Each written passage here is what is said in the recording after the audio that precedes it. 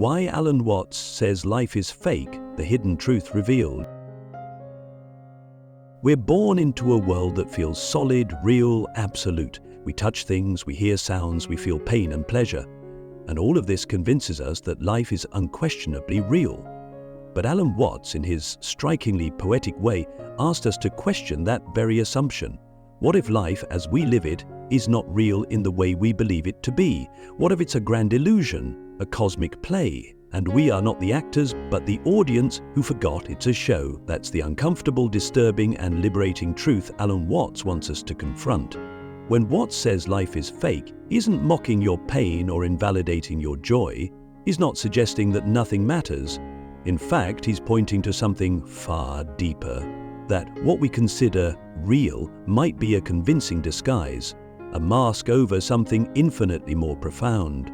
But most people never question it, because they've been trained not to, and that's the first layer of the illusion. Think about it. From the moment you could walk, talk, and make sense of language, people started feeding you roles. You're a good boy, you're a smart girl. That's not how people behave. Get good grades or you'll fail in life. And slowly, almost without noticing, you became an actor. You learned the lines, followed the cues, stayed inside your role. You didn't realize it, but you were performing every day. At school, at work, with your friends, even alone. The illusion grew stronger, not because it was real, but because everyone else agreed to pretend it was. They clapped when you played your part well, and they scolded you when you broke character.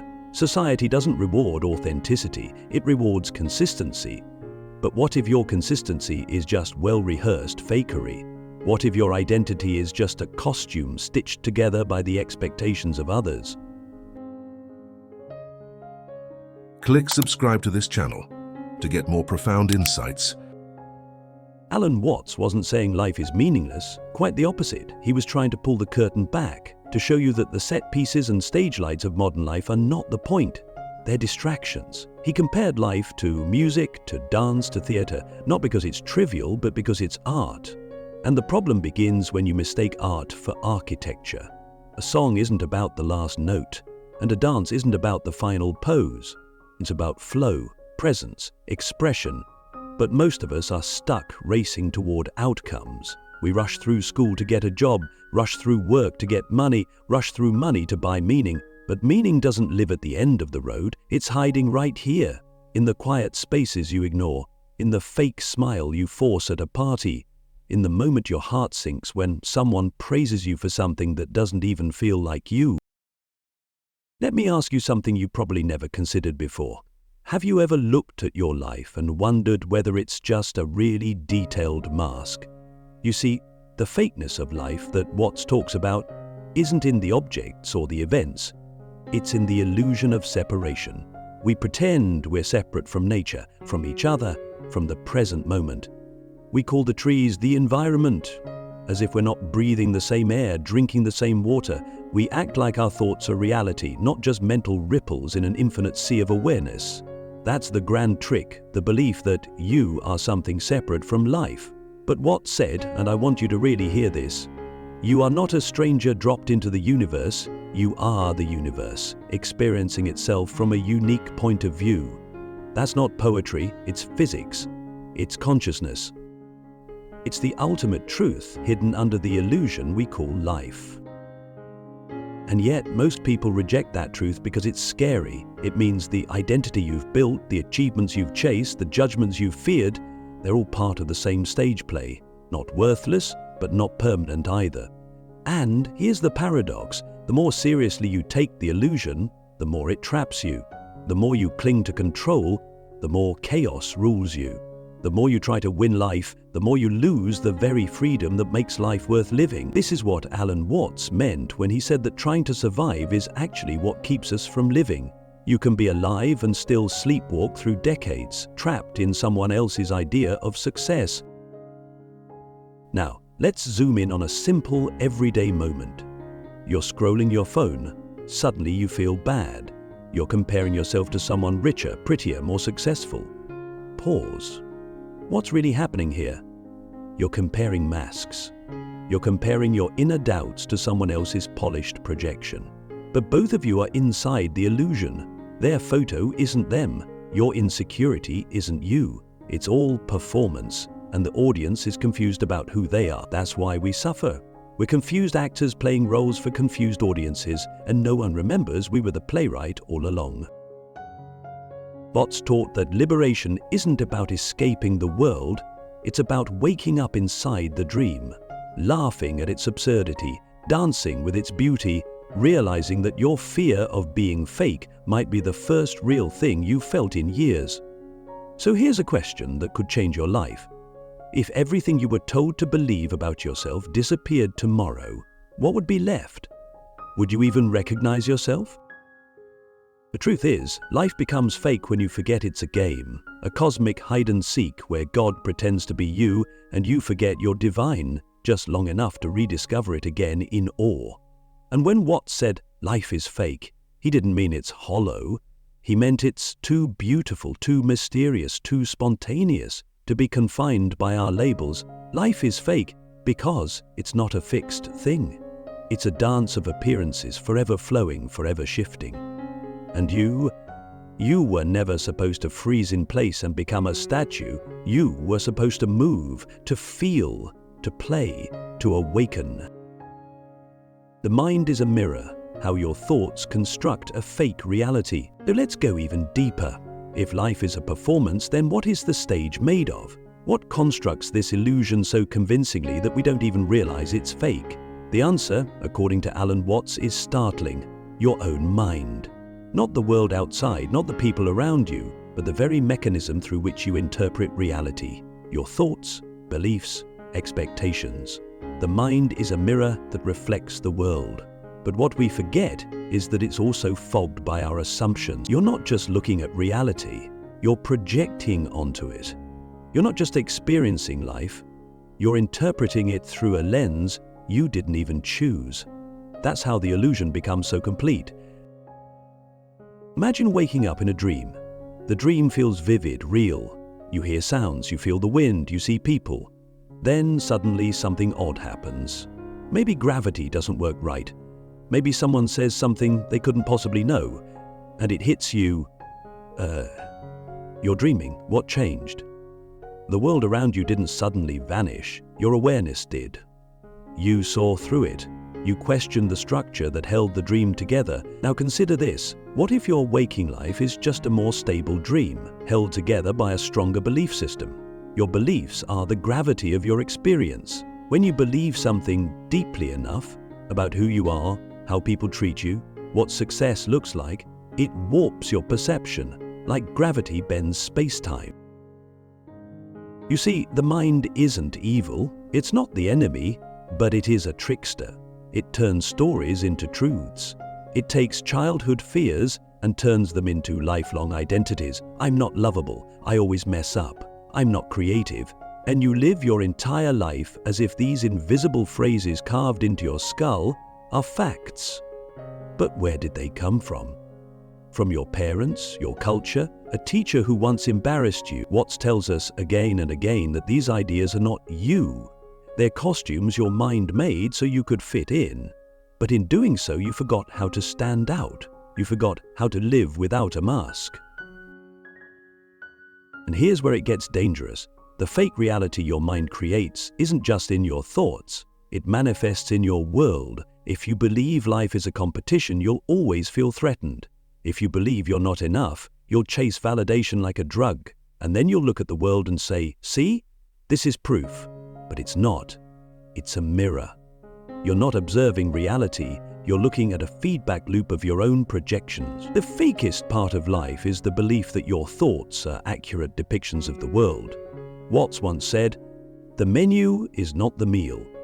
But most people spend their whole life eating the menu, devouring ideas about love, success, fear, without ever tasting the real thing.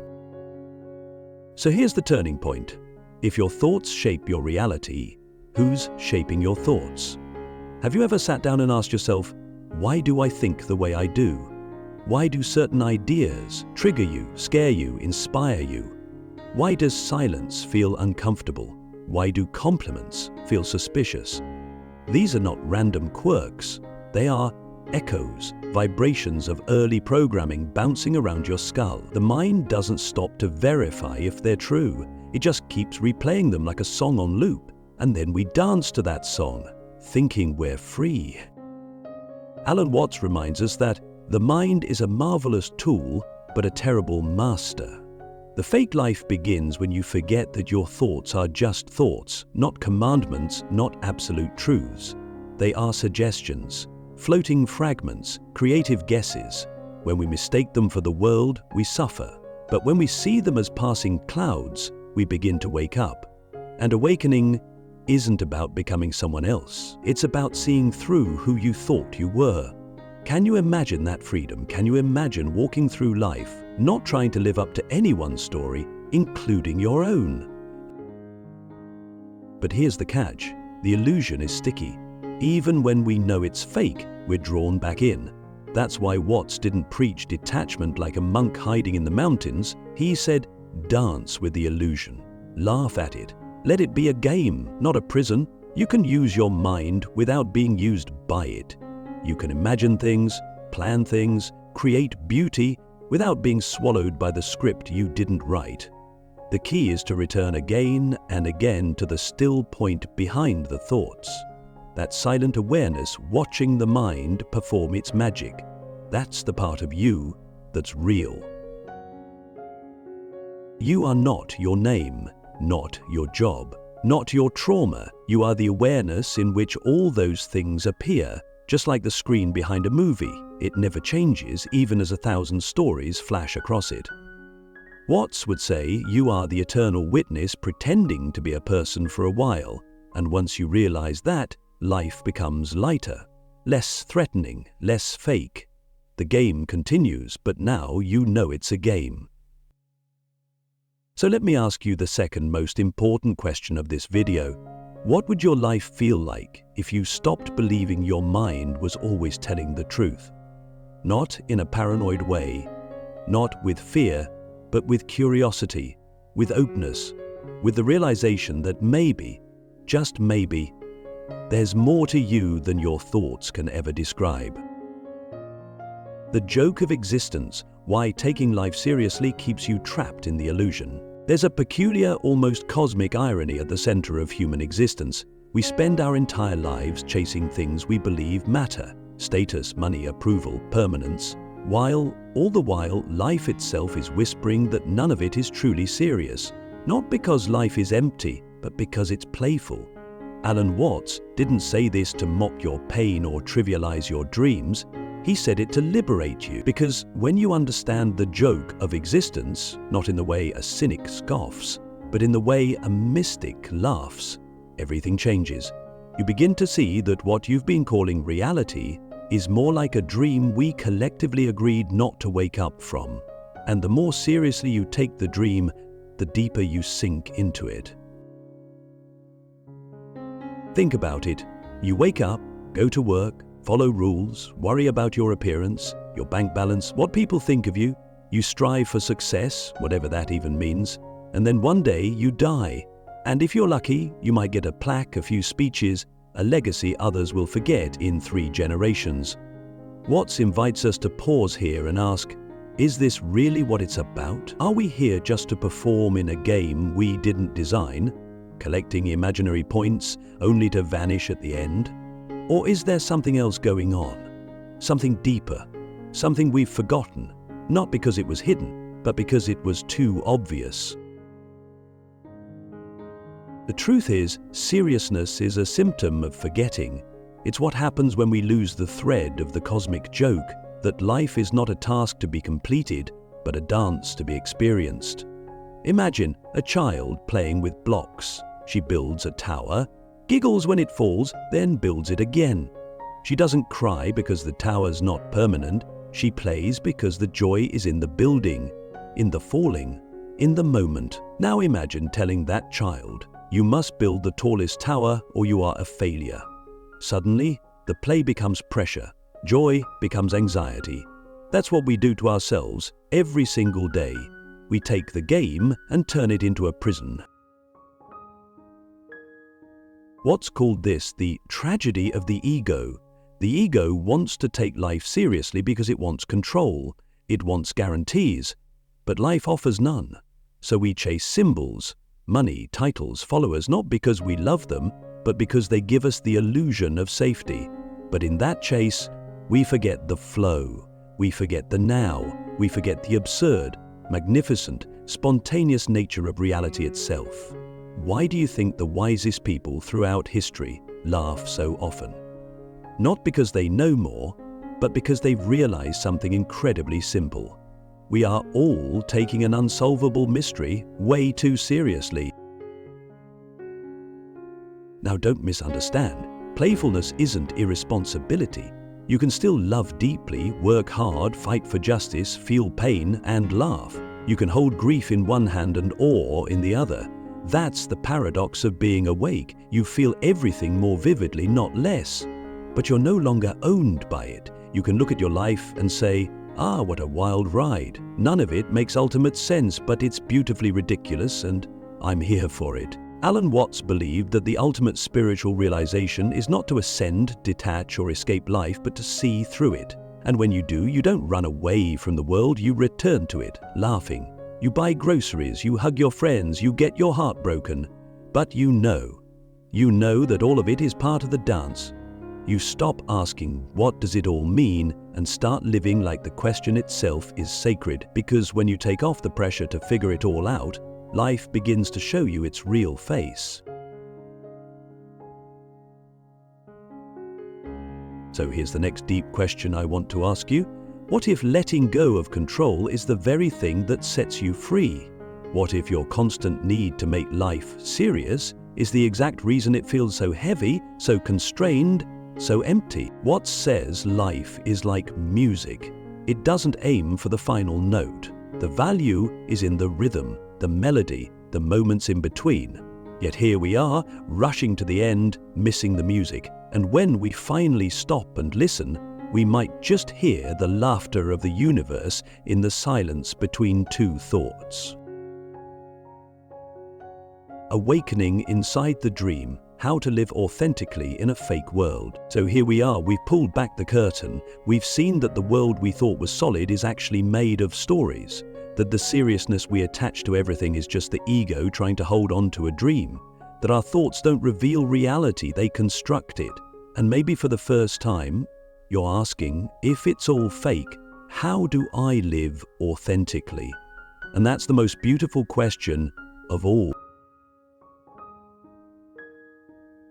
Alan Watts never told us to escape the world, he told us to wake up inside it, to play the game, knowing it's a game, to live the illusion, but from a deeper place that remembers this is not all you are. The goal isn't to reject the dream, it's to realize that you are the dreamer. And once you realize that, you gain a power most people never taste, the power to live without pretending. Authenticity begins when you stop performing for a script you didn't write. It begins the moment you pause and ask, who am I, really, beneath the roles, beneath the rules? And you know what's wild? You don't find a solid answer, you find space, freedom. You realize that you are not a fixed identity, you are awareness itself, fluid, ever-changing, unnameable. You're not trapped by your past. You're not boxed in by your titles. You're not defined by your failures or even your successes. You are the one who experiences all of it. And that realization is like waking up in the middle of a dream, but staying in it with your eyes wide open. Living authentically doesn't mean you abandon society. It means you engage with it differently. You go to work, but you don't become your job. You feel pain, but you don't identify with suffering. You make plans, but you hold them loosely. You laugh more. You take things less personally because you've seen that life isn't happening to you, it's happening through you. You are both the actor and the audience, both the wave and the ocean. This shift doesn't make you passive, it makes you present. You start doing things not out of fear or ambition, but out of joy, curiosity, love. You stop chasing what's next and start sinking fully into what's now. That's the secret. The world may be fake in the way a movie is fake, but your experience of it can be realer than real when you're awake to it. So what does it mean to live awake in a sleeping world? It means being the person who listens deeply in a room full of noise, who laughs sincerely in a world that performs emotions, who isn't afraid to feel pain because they know it's just part of the texture of the dream. It means creating beauty not to impress, but to express.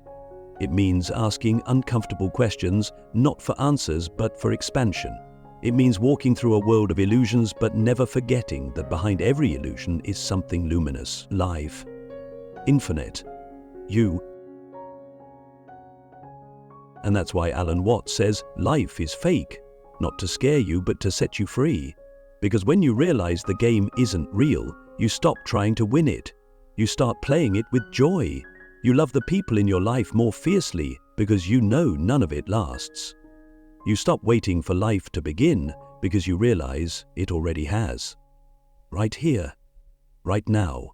So here's the final question I'll leave you with, the one that might just shatter everything you think you know. If this is all a dream, what are you doing with it?